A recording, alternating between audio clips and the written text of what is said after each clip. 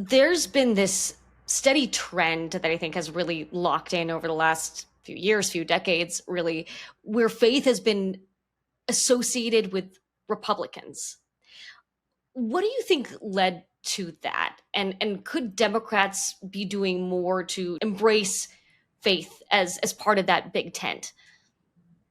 Well, the reason I talk a lot about it is because it is central in my life. My faith is why I went into public service. My granddad was a Baptist preacher in South Texas, like I just mentioned, and he told me that Jesus gave us these two commandments to love God and love neighbor, which means that your faith is inherently public, right? Loving it wasn't love your family members or love your close friends; it's love your neighbor, and that means that your faith should impact how you treat people out in the world and really politics is just another word for how we treat our neighbors at the most fundamental level. And so that's why I felt the call to enter public service, first as a teacher in a public school, and then as a holder of public office.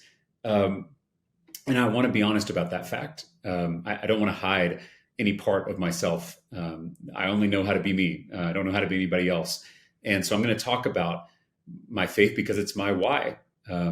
Oftentimes, Democrats talk about the what, what policies we're fighting for. We don't always talk about the why. What are the values and the worldview that underpin those policy proposals? Republicans historically have done a really good job of talking about their why.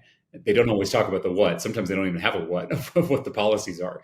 Or sometimes the what is really disconnected from the why. But the why resonates with people.